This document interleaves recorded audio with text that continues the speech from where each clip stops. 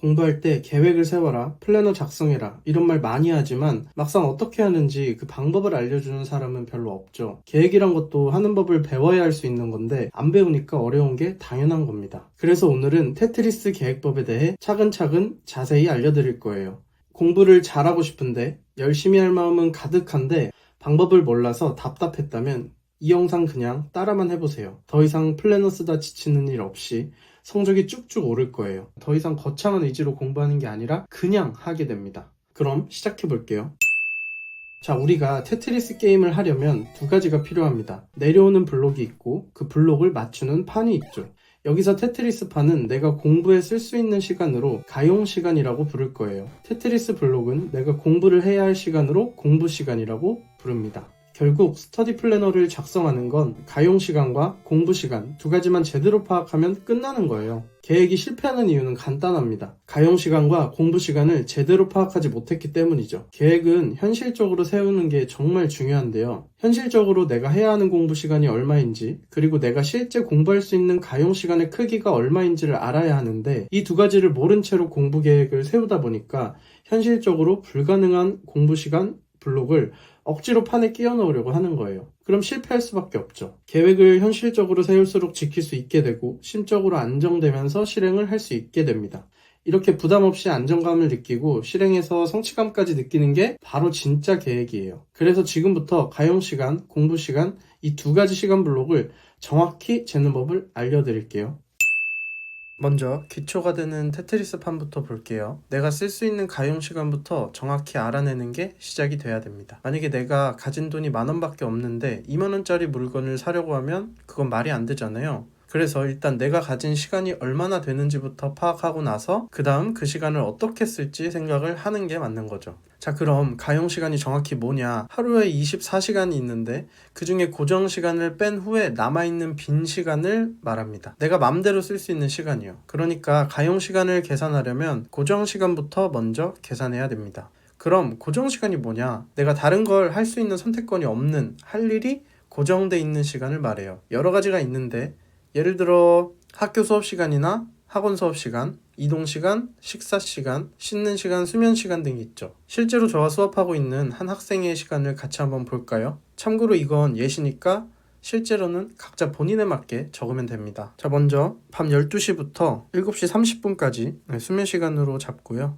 그 다음에 나갈 준비를 해서 학교에 이동하는 것까지 이제 등교 시간 1시간을 잡았고 그 다음에 학교에서 8시 40분부터 스케줄이 시작되네요. 그리고 3시 반에 끝나고 학교에서 독서실로 이동하고 독서실에서 4시에 도착해서 이제 7시까지 공부를 하고 다시 집으로 돌아옵니다. 그래서 집에서 간단하게 저녁 식사를 하고 다시 독서실로 가네요. 그 다음에 다시 2시간 반 정도 후에 집에 와서 씻고 잘 준비를 하고 하루를 마무리합니다. 자, 이런 식으로 이 고정 시간을 요일마다 적어주면 됩니다. 학원을 가는 화요일처럼 학원 가는 날이 있고 학원이 안 가는 날도 있을 거고요. 그 다음에 학교 끝나는 시간이 요일마다 조금씩은 다르겠죠. 이렇게 요일별로 고정 시간을 다 적어둔 다음에 그걸 다 빼고 비어있는 가용 시간을 플래너에 적으면 됩니다. 자, 그래서 이렇게 요일별로 모두 다 적었고요. 자, 보면 각 요일별로 가용 시간을 모두 더해서 이 최대 가용 시간을 계산했어요. 그래서 이 요일별 최대 가용 시간을 모두 더하면 31시간이 나오네요. 그럼 이 친구는 정말 최대로 노력했을 때 일주일에 31시간을 공부할 수 있다는 얘기입니다. 자, 물론 이 시간을 매주 항상 공부하는 게 아니에요. 사람이 항상 전속력으로 달릴 수는 없잖아요. 그 대신에 한계 범위를 파악해 놓는 거예요. 뭐 시험 기간이거나 아니면 어떤 일이 생겨서 공부를 못해서 추가적으로 나중에 시간이 필요할 때 어디까지 내가 활용할 수 있는지를 알아야 하니까요. 자, 그리고 여기 전체를 보면 아직 중요한 거를 하나 얘기 안 했어요. 그건 바로 여유 시간인데요. 자, 여기 보면 일요일에 시간이 비어 있죠. 그리고 최대 가용 시간 아래 평소 가용 시간이라는 게 하나 더 있어요. 이게 일부러 여유 시간을 확보해 놓는 겁니다. 이게 진짜 중요하거든요. 이게 있어야 이 계획이라는 걸 꾸준히 실천하고 공부가 지속이 가능해집니다. 자, 왜 그러냐면 우리는 당장 내일 하루도 어떻게 될지 모르는 게 현실이죠. 우리는 할 수 없는 것이 아니라 할 수 있는 것에 집중해야 되고요. 그래서 모든 걸 예측할 수 없다는 사실은 우리가 바꿀 수가 없어서 그걸 인정하고 대비책을 세우는 건데, 그게 바로 여유 시간입니다. 자, 그럼 좀 더 구체적으로 우리가 예측할 수 없는 변수가 어떤 것들이 있을까 생각을 해보면, 학교 수행평가 같은 어떤 이벤트가 생길 수 있겠죠. 가족 모임이 잡힐 수도 있고, 아파서 공부를 못할 수도 있고, 학교 행사가 있을 수도 있고요. 그리고 아직 설명은 안 했지만 뒤에서 배울 공부 시간을 우리가 정확히 파악할 수 없는 것도 큰 변수인데요. 공부 시간은 1분 기록이라는 걸 통해서 파악하는데, 이건 정확할 수가 없습니다. 상황에 따라서 크게 변할 수 있어요. 예를 들어 오늘은 수학 문제를 10개 푸는데 1시간이 걸렸지만 내일은 어떤 어려운 문제 하나를 고민하느라 2시간이 걸릴 수도 있습니다. 그래서 이런 변수를 대비해서 여유 시간을 무조건 확보해야 하는데, 이 여유 시간에는 두 가지가 있어요. 주말 여유 시간과 하루 여유 시간. 이 두 가지는 아주 간단하지만 아주 효과적입니다. 먼저 주말의 경우 일주일 중에 하루는 무조건 비워두라고 얘기를 해요. 토요일이든 일요일이든 상관은 없고 일주일에 하루만 비워두면 됩니다. 분명 6일 동안 계획했던 것 중에 못하는 일들이 많이 생길 거예요. 그럼 이 주말 여유 시간을 이용해서 처리하면 됩니다. 그 다음 하루 여유 시간은 하루 중에 일부러 한 30분 정도를 비워두는 건데요. 그래서 우리는 최대 가용 시간이 아니라 이 평소 가용 시간을 기준으로 공부 계획을 세울 거예요. 공부를 하다 보면 집중을 위해서 휴식이 필요할 수도 있고, 생각보다 공부가 오래 걸리기도 하는데 미리 확보한 여유 시간을 통해서 만회할 수가 있겠죠. 그러면 심리적 부담이 줄어드는 효과가 있습니다. 계획을 실패하고 그만두게 되는 이유가, 보통 계획한 것보다 공부가 실제로는 더 오래 걸려서 시간이 부족하다고 느끼고, 거기서 오는 부담감 때문에 지속하기가 어려워지는데요. 심리적 부담이 줄어들면서 지속 가능성이 높아지는 원리죠.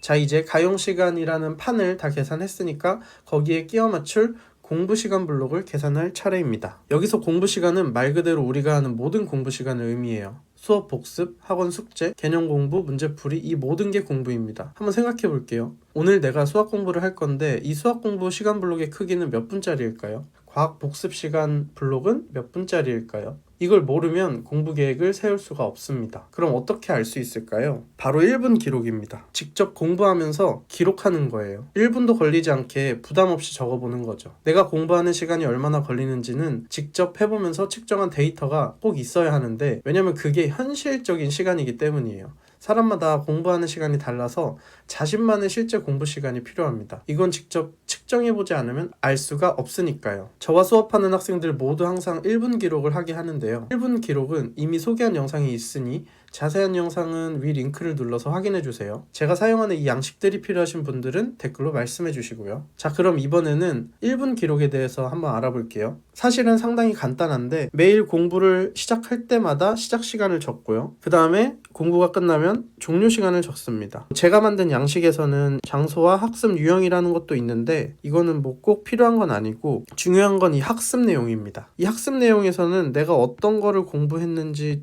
좀 구체적으로 내용을 적어줘야 돼요. 자, 예를 들어서 내가 지금 수학센 101, 102페이지 이렇게 2페이지를 풀었는데 1시간 반 정도가 걸렸다. 일정 시간 동안 내가 일정량을 공부하는데 시간이 얼마나 걸리는지를 잴 수 있어야 됩니다. 이렇게 기록하는 게 할 때마다 1분도 걸리지 않는 아주 간단한 거지만, 한 2주 이상 기록을 하다 보면 충분히 의미 있는 데이터가 생길 거예요.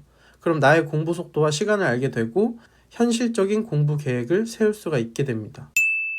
이제 가용시간이라는 판과 공부시간이라는 블록을 모두 계산했으니까 플래너에 하나씩 배치를 할 차례입니다. 테트리스를 한번 해보는 거죠. 자, 이제부터 게임하듯이 전략적인 선택과 집중도 가능해져요. 한번 예를 들어볼게요. 자, 기본적으로 수학과 영어를 제외한 나머지 과목들, 국어, 과학, 사회 3과목에 대해서 학교 수업을 복습한다고 치고, 학교 수업 복습 시간을 하루 30분씩 고정해서 루틴한 공부 시간으로 잡아둘 거예요. 자, 요거는 매일매일이 반복되는, 금요일까지 반복되는 시간이고요. 그 다음에 화요일, 목요일은 영어학원을 간다고 치고, 영어학원을 가게 되면 영어학원 숙제가 있겠죠. 영어학원 숙제하는 시간을 이렇게 화요일, 목요일을 잡아둡니다. 자, 그럼 지금 보면은 평소 가용 시간이 3시간인데 이미 루틴하게 매일 해야 되는 정해진 공부 시간이 3시간이에요. 더 이상 뭘 할 수 없겠죠? 그럼 화요일과 목요일은 이제 더 이상 생각하지 않고 다른 요일만 생각하면 됩니다. 자, 이제 국영수 사과 중에 수학만 남았는데, 수학은 학교를 안 다니는 친구들을 위해서 인강을 혼자 보면서 공부한다고 한번 해볼게요. 학원을 다니면 간단하지만 자기주도 학습을 하면 사실은 수학 공부법과 이 공부 계획하는 법까지 다 잘 알아야 하는데 일단 수학 공부법은 제가 다른 영상을 통해서 설명을 했으니 그 영상을 확인해 주시고 수학 공부 계획법은 다음 기회에 따로 자세히 말씀을 드릴게요. 자, 그러면 오늘은 일단 수학 공부 목표를 내가 정했다고 치고 총 10시간이라는 시간이 일주일 동안 필요하다고 해볼게요. 지금 우리가 할 수 있는 시간이 월요일, 수요일, 금요일, 그 다음에 토요일 이렇게 일주일 중에 4일이 있고요. 각 2시간 반씩 배치를 했습니다. 자, 그럼 내가 이렇게 가용 시간에 맞춰서 수학 공부 시간을 루틴하게 배치를 했으니까 내가 언제 뭘 할지 고민할 필요가 없이 바로 해야 할 공부에 집중할 수 있게 되겠죠. 그럼 이제 다음으로 해야 할 것은 시간 계산입니다. 우리가 루틴하게 공부해야 하는 시간이 19시간 20분이고 평소 가용 시간이 27시간이니까 남는 시간이 한 7시간 40분 정도가 나오네요. 다시 말해서 우리는 일주일에 7시간 40분 정도를 자유롭게 쓸 수 있다는 뜻입니다. 자, 근데 만약에 여기서 학교 수행평가가 나왔다. 근데 이 수행평가가 한 2시간 정도가 필요하다. 그래서 남는 시간 중에 수요일, 금요일 1시간씩 과학 수행평가를 한다고 배치할 수 있고요. 내가 평소에 즐기는 운동이나 독서 같은 거를 추가로 할 수도 있겠죠. 그러니까 다음 주 추가 주간 계획 부분을 보면 내가 자유롭게 하고 싶은 활동들을 여기다 적어 놓는 거예요. 근데 만약에 과학 수행 평가처럼 해야 하는 일이 생기면 그것도 함께 배치를 하는 거고요. 이제 우리는 시간을 전략적으로 선택해서 쓸 수 있게 됩니다. 마음 편히 여유 시간을 즐기던지 아니면 여유 시간을 포기하고 추가적으로 해야 할 일들을 한다든지 하는 거죠. 만약에 여유 시간을 포기해도 시간이 부족하다 그러면은 기존에 잡아뒀던 수학이나 영어 공부 시간을 줄일 수도 있고요. 자, 이제 마지막이네요. 플래너를 작성할 때 반드시 알아야 할 아주 중요한 사실이 하나 있습니다. 바로 마인드에 대한 것인데요. 우리는 계획대로 100% 실천하려고 플래너를 쓰는 게 아니라는 겁니다. 계획은 지키려고 세우는 게 아니라 수정하려고 세우는 것입니다. 이게 무슨 말이냐면 우리는 당장 내일 하루도 완벽히 예측할 수 없잖아요. 여유 시간으로 이걸 커버하긴 하지만 마인드 자체가 가장 중요합니다. 1분 기록으로 수학 숙제 블록이 40분짜리라고 계산했지만 막상 해보니 어려운 문제에 막혀 60분이 걸릴 수도 있죠. 이때 대부분의 학생들은 20분 걸렸네? 망했다. 이런 생각을 하고 기분이 안 좋아지면서 플래너를 덮어버립니다. 이게 진짜 실패의 원인입니다. 만약 플래너를 쓰는 게 수정이 목적이었다면 어떨까요? 40분이 아니라 60분이 걸렸구나. 그럼 다음부터는 이 블록을 60분으로 수정해서 잡아야겠다. 이렇게 데이터를 수정하고 넘어가는 겁니다. 이건 실패가 아니라 성장이자 피드백입니다. 나에 대해 알아가는 과정인 거예요. 그리고 그렇게 수정해 나가는 과정을 통해 계획이 더 현실적으로 나에게 맞게 바뀌고 계획이 수정될수록 점점 지속 가능해지면서 공부에 점점 더 많은 도움이 됩니다.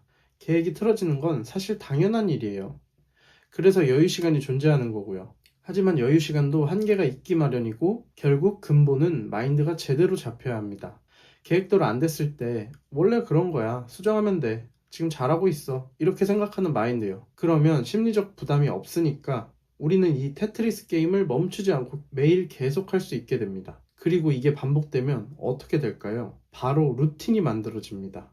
플래너의 진짜 본질은 완벽한 실행이 아니라 나에게 맞는 루틴 형성입니다. 공부를 가장 방해하는 적이 뭔지 아세요? 바로 오늘은 뭐부터 하지? 하기 싫다. 이런 고민과 망설임입니다. 하지만 루틴이 잡히면 더 이상 거창한 의지로 공부하는 게 아니라 그냥 하게 됩니다. 습관으로 루틴으로 그냥 생각 없이 공부를 하는 거예요.